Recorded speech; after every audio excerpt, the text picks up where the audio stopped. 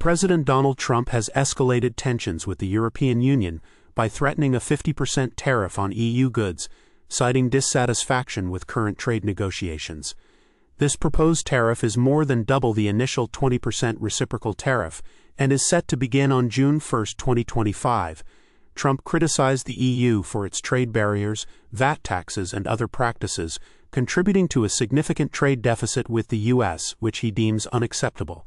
The announcement has led to a decline in both European and U.S. stock markets, with the Stoxx 600, Germany's DAX, and France's CAC all experiencing sharp drops, alongside a significant fall in the Dow Jones Industrial Average. The EU has responded with a call for negotiations based on mutual respect, with European Commissioner for Trade Maros Sefcovic emphasizing the EU's readiness to defend its interests. The European Commission has also prepared a retaliatory tariff plan should discussions fail. Treasury Secretary Scott Bessent noted that while the EU's proposals have been lacking, negotiations with other trading partners, including India, are progressing well. The potential imposition of these tariffs could significantly disrupt the transatlantic trade relationship and global trade dynamics, increasing costs for consumers and businesses alike. Warren Buffett's successor at Berkshire Hathaway, Greg Abel, has expressed a strong interest in significantly increasing the conglomerate's holdings in 5 Japanese trading houses: Itochu, Marubeni, Mitsubishi, Mitsui, and Sumitomo. Currently, Berkshire holds approximately $20 billion in these stocks, but Abel has indicated a desire to expand this to $100 billion if possible. These companies, known as Sogo Shosha, operate across diverse sectors including energy, financial services, and manufacturing, and are noted for their attractive valuations and strong dividend payouts. Despite the limitation of keeping Berkshire's stake below 10% of each company's outstanding shares, the appeal of these investments lies in their capital deployment strategies, robust management teams, and shareholder alignment. The interest in these Japanese companies stems from Buffett's initial observation that they were trading at ridiculously low prices, and his positive impression of their management and operational strategies. These stocks are seen as offering solid dividends, with Marubeni and Mitsui notably increasing their payouts in recent years. The diversification offered by investing in these trading houses is akin to that of an exchange-traded fund, providing exposure to multiple industries. While aggressive growth investors might seek faster returns elsewhere, those focused on steady long-term growth may find these stocks appealing. Abel's long-term vision for these investments, combined with the endorsement from Buffett, suggests a strong potential for sustained value, making them attractive options for similarly patient investors. Argentina is grappling with a significant financial challenge as citizens hoard approximately $200 billion in mattress dollars, a term referring to U.S. dollars kept outside the formal banking system, often hidden at home or in offshore accounts. This amount is notably 5 times the reserves of the country's central bank. In response, President Javier Milei's administration has launched a new initiative allowing Argentines to deposit up to 100 million pesos, around 90,000 United States dollars, without declaring the source, aiming to bolster foreign reserves, strengthen the peso, and stimulate the formal economy. This move follows Argentina's historical pattern of economic instability, marked by hyperinflation and currency controls that have eroded public trust in banks. The initiative is not without controversy, as critics, including economist Pablo Tigani, warn it could facilitate money laundering by not requiring proof of the fund's origins. Despite these concerns, the government argues that the plan is essential for economic recovery, especially after a tax amnesty last year successfully attracted billions in deposits. While the government remains optimistic, public skepticism persists, reflecting deep-seated distrust fueled by past financial crises. The U.S. Department of Justice, DOJ, has intensified its efforts against cybercrime by filing a civil forfeiture complaint against Rustam Rafailovich Galiamov, the alleged developer of the CACbot malware. This malware has been utilized in global cybercrime activities since 2008, contributing to the creation of botnets sold to ransomware operators. The DOJ's actions, which include the recovery of over 170 BTC and significant amounts of stablecoins, underscore the agency's commitment to dismantling cybercriminal networks and recovering illicit funds. This move highlights the ongoing regulatory scrutiny and enforcement actions within the crypto space, reflecting the broader broader governmental efforts to curb cybercrime and protect digital assets. In the corporate sphere, Nasdaq-listed Semler Scientific has expanded its Bitcoin holdings, acquiring an additional 455 BTC, bringing its total to 4,264 BTC valued at approximately $474.4 million. This move is part of Semler's Bitcoin treasury strategy, initiated in May 2024, which aims to leverage cryptocurrency as a strategic asset.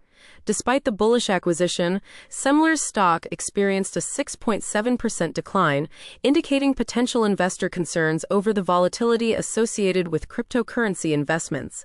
This development illustrates the complex dynamics companies face when integrating digital currencies into their financial strategies, balancing potential gains against market volatility and investor sentiment. Meanwhile, Binance co-founder Changpeng CZ Zhao has refuted allegations from a Wall Street Journal report suggesting his involvement with Trump-linked crypto dealings. Zhao dismissed the claims as unfounded and indicative of an anti-crypto bias within the publication. He clarified that his interactions with political figures were minimal and unrelated to any formal business arrangements. This incident highlights the ongoing challenges faced by crypto executives amid heightened media scrutiny and regulatory pressures, as the industry continues to navigate complex geopolitical and market landscapes. Suriname is on the brink of a significant economic transformation following the discovery of substantial offshore oil reserves, projected to yield approximately $10 billion over the next 2 decades. With crude extraction slated to commence in 2028, the nation's output is expected to surge from 5,000 to 6,000 barrels per day, BPD, to 220,000 barrels of oil per day. This development could be pivotal for Suriname, where 20% of the population lives in poverty.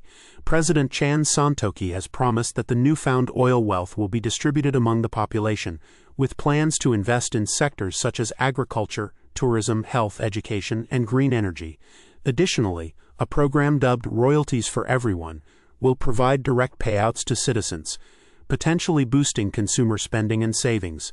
The country's strategy aims to avoid the oil curse, a phenomenon where resource-rich nations fail to achieve economic success, as seen in countries like Venezuela and Angola. Instead, Suriname is taking a cue from Norway's successful management of oil revenues through a sovereign wealth fund. French multinational Total Energies has also committed $10.5 billion to develop the Grand Morgu offshore oil field, signaling strong international investment interest. However, concerns remain about equitable distribution of benefits, particularly for rural, indigenous, and maroon communities. The government's ability to manage these funds effectively will be crucial in ensuring long-term economic and social development. Charles Hoskinson, founder of Cardano, has refuted allegations that he misused 318 million ADA, valued at approximately $619 million, during the 2021 Allegra hard fork. The claims, made by NFT artist Masato Alexander, suggest that these funds were moved into the Cardano treasury without community consent.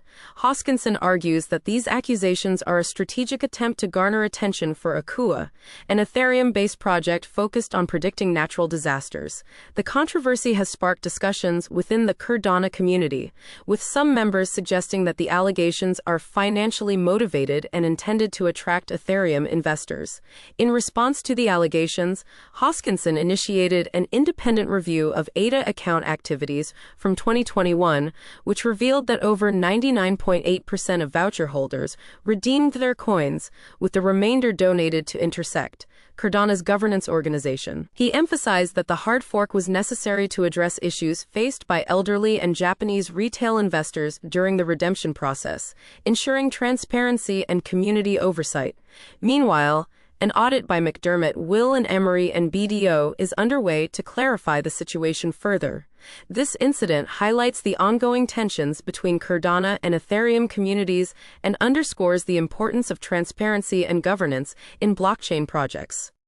Dan Ives, global head of technology research at Wedbush Securities, has labeled the idea of relocating Apple's iPhone production to the United States as a fairy tale, highlighting the significant logistical and financial challenges involved. Speaking on CNBC, Ives detailed the potential costs and timeline associated with such a move, estimating a $20 to $30 billion expense and a 4 to 5 year timeframe to shift even a small fraction of Apple's supply chain domestically.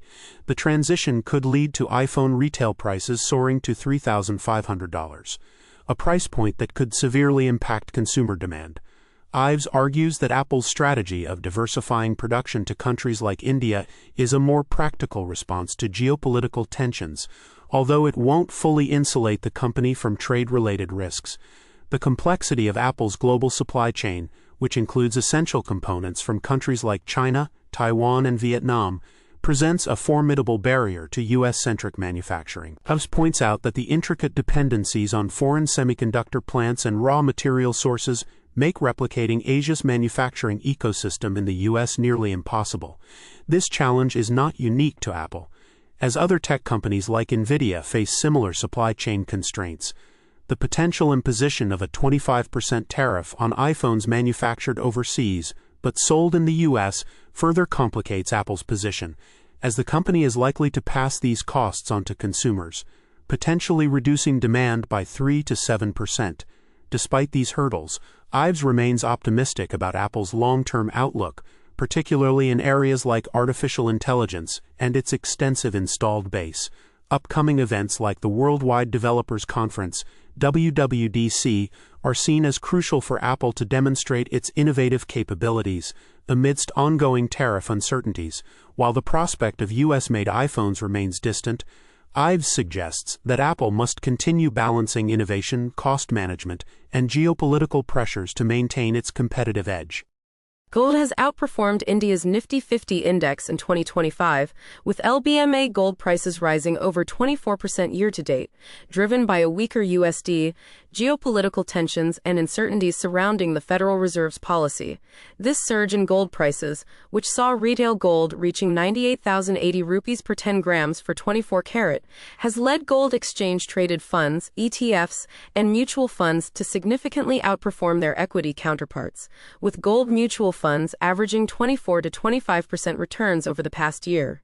In contrast, the Nifty 50 has achieved more modest gains of around 4.68% YTD, supported by India's favorable macroeconomic environment, including benign inflation at 3.2% and recent rate cuts by the Reserve Bank of India.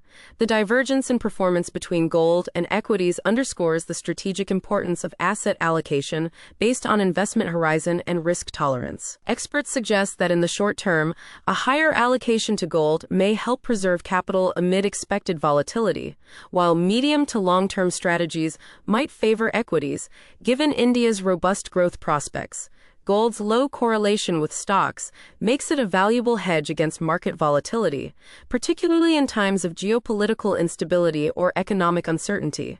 As such, maintaining a 5 to 15% allocation in gold ETFs is recommended to diversify and stabilize portfolios, even as equities are expected to deliver strong real returns over the medium to long term, bolstered by supportive monetary policy and economic growth.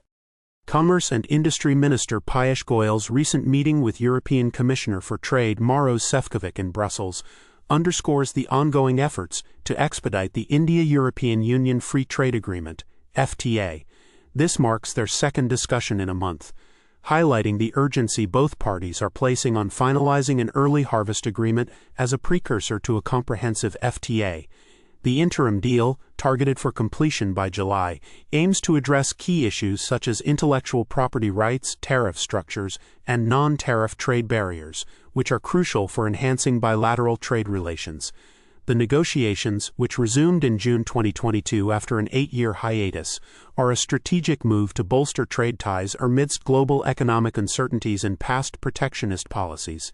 The FTA holds significant potential for both regions, with the EU seeking reductions in import duties on automobiles and medical equipment, while India aims to boost competitiveness for its textiles, pharmaceuticals, and other exports in the European market. Bilateral trade between India and the EU reached $137.41 billion in FY24, with the EU remaining India's largest trading partner in goods. The successful conclusion of this trade agreement could reshape economic dynamics, increasing trade flows and fostering economic growth for both economies. As negotiations progress, the focus remains on maintaining momentum and resolving outstanding issues to meet the 2025 deadline for a full-fledged FTA.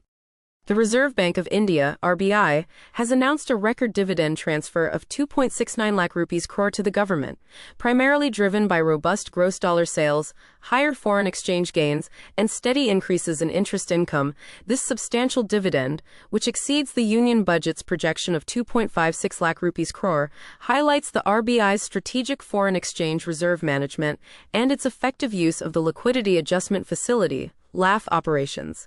The central bank's foreign exchange reserves peaked at $704 billion in September 2024, with significant dollar sales aimed at stabilizing the Indian currency. In a move to safeguard against potential risks, the RBI has increased its contingent risk buffer, CRB, to 7.5% of its balance sheet, up from 6.5% in FY24. This decision, based on the revised Economic Capital Framework, ECF, ensures a balanced approach between transferring surplus funds to the government and maintaining adequate risk provisions. The increased dividend transfer is expected to ease the fiscal deficit by 20 basis points to 4.2% of GDP, potentially allowing for additional government spending of around 70,000 crore rupees. This development underscores the RBI's pivotal role in supporting the government's fiscal objectives while managing monetary stability.